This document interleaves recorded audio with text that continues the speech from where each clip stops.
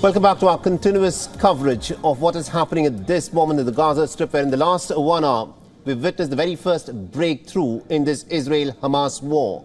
Now, hostages, we're given to understand, have been released, and these on your screens are the very first images of the hostages who have now been released as part of this deal by Hamas. These are the Israeli citizens, the Israeli nationals, who have now been handed over to the Egyptian authorities at the Rafah border crossing. They've also now made their way back into the state of Israel, according to the Israeli Defense Forces. This includes a total of 13 people, predominantly women and children. These are the images of the 13 individuals who have now been released by Hamas. These are the very first images, and more details, of course, are awaited.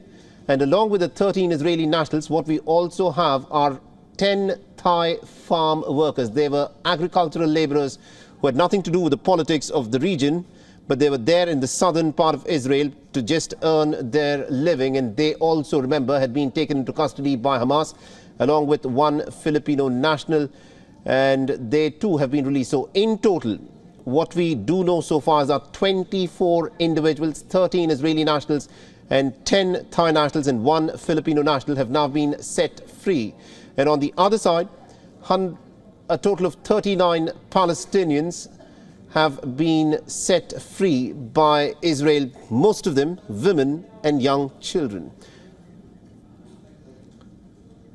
And also just moments ago, the Israeli security forces used tear gas on the families of the Palestinians who had in fact gathered close to the area of the Rafah prison while awaiting for the release of the prisoners. The tear gas was fired at the Palestinians who were gathered near where the prisoners were to be transferred to before being released to their families in the West Bank. Now, estimates say that Israel has anywhere from 7,000 to 8,000 Palestinians on different security charges or convictions, including about 2,000 to 3,000 have been arrested since the 7th of October.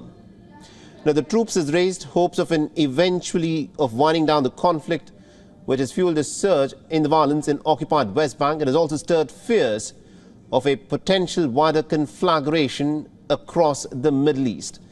Israel, however, has said that it is determined to resume its massive air and ground offensive once this humanitarian pause that was agreed to for a period of 4 days, of course, ends. So these are images from just outside of the Rafah prison, where the Israeli security forces have tear-gassed the families of the Palestinians who had gathered there awaiting for the release of the Palestinian prisoners. This has happened just a little while back. Now remember, this is an extremely delicate situation, and if you're just joining us, what is happening at this moment is a first possible breakthrough to bring down the temperature of this war that has sparked a humanitarian catastrophe in the Gaza Strip. Over 15,000 Palestinians have been killed. 70% of all those being killed happen to be women and children, and over 6,000 of all casualties in the Palestinian side of this war happen to be young, innocent children, often in many cases so young that they were not even aware of the fact that they had the Palestinian identity, which is what resulted in them being bombed to smithereens in this campaign of Israel that started since the 7th of October. And we're joined on this broadcast by our correspondent Jody Cohen, is joining us with more information on this. Jody, we've just seen the images of the hostages who have in fact been released by Hamas. Tell us a bit more about the details that are coming through at your end. Hi, Mohammed. Yes, I just want to pick up on what you said about the tear gas. That hasn't been something that's been confirmed in the Israeli media. So we'll be keeping an eye on that and confirming back about that. We do know that the Israeli... And the images of that have been put out by the agency AFP, Agence France Presse. So we have the images of the tear gassing of the Palestinian families at the Rafah prison. Right, okay. I thought you were talking about at the Rafah crossing. Okay, so... the other thing we were talking about were the hostages. Yes, so we know that so far 13 Israeli hostages have been released. They are now under Israeli authority custody. We have got the names now of those hostages who have been released. We've seen that 9 of them are, in fact, adults. We were expecting that the majority of those would be the children hostages. 6 of those are elderly women. I spoke to one Israeli who's had 4 members of her family, the Munda family, who were taken captive by Hamas, and 3 of those have been released. We'll, of course, update as we hear more. But right now, we understand that they are going to be undergoing medical checks and they will be reunited with their family. And their family have been informed that they are now under the Israeli authorities. Right.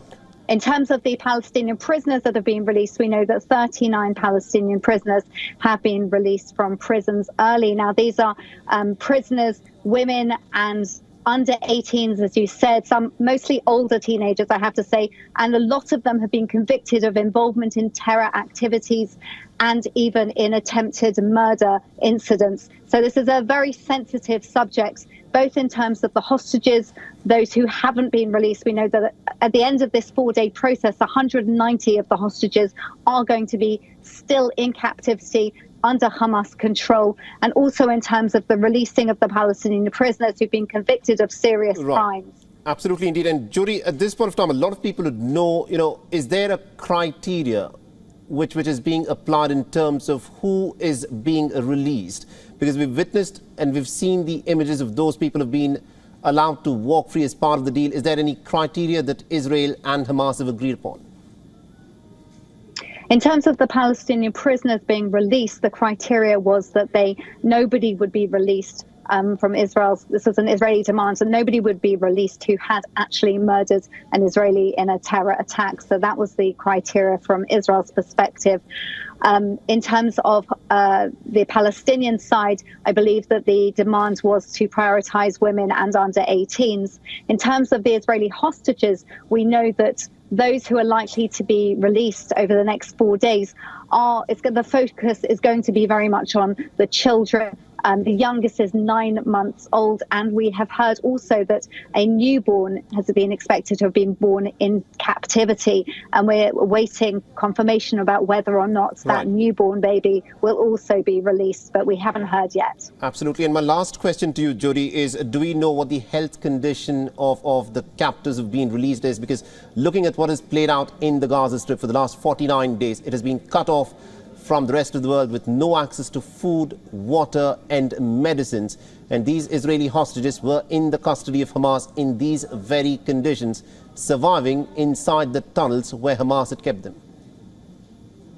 So, of course, we know that Egypt, the Egyptian crossing, had allowed aid into southern Gaza, and the Israeli army had been urging Palestinians to go from North Gaza to South Gaza, where it was safer and also where they would be able to access aid. But, of course, as you said, the hostages were being held by Hamas.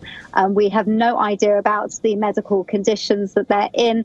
The Red Cross was not allowed by Hamas to visit at all during these 7 weeks in captivity. So once they're heading to the Israeli hospitals, the authorities will be able to, doctors will be able to assess their medical condition, and will treat them as quickly as they can. Absolutely indeed. Jody Cohen, thank you very much indeed for joining us and getting us all those insights. We'll of course come back to you as more details emerge in this story.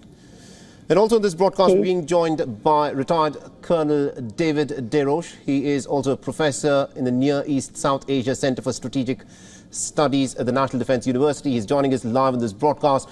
Now, Colonel Deroche, this is a pivotal moment. This is the first breakthrough in this conflict that has now dragged on for 49 long days.